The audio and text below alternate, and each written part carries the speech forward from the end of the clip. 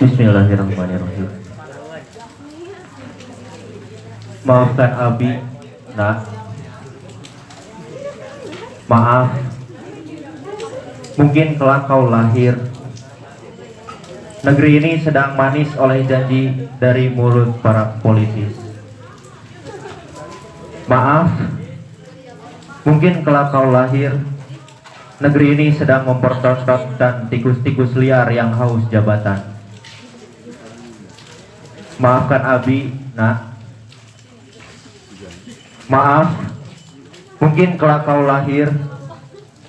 Agama menjadi senjata untuk menjatuhkan, bukan untuk menyatukan. Maaf, mungkin kelak kau lahir. Agama menjadi alat pembenaran, bukan lagi kebenaran. Maaf, mungkin kelak kau lahir. Agama menjadi menakutkan, bukan lagi keselamatan. Maafkan Nabi, nak. Maaf, mungkin kelak kau lahir. Pendidikan jadi permainan para pemangku kepentingan, merubah kurikulum tanpa pertimbangan, hanya berpikir mencuri dana anggaran.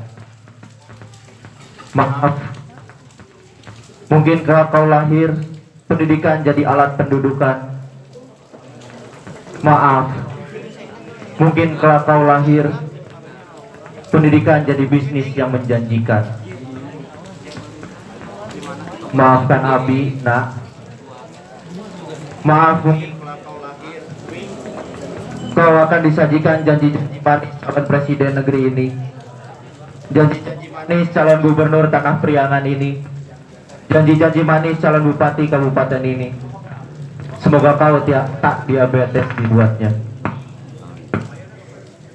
Maaf, mungkin kelak kau lahir. Kau akan melihat mahasiswa yang sibuk dengan game dan gadgetnya, sementara buku dan diskusi, apalagi puisi, tak lagi dianggap suatu yang seksi. Maafkan Abi, nak. Mungkin kau lahir.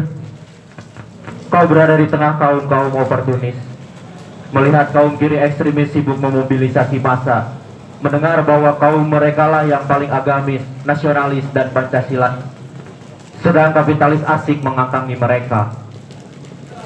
Nah, semoga kau menjadi manusia apatis yang berpegang teguh pada Al-Quran dan hadis.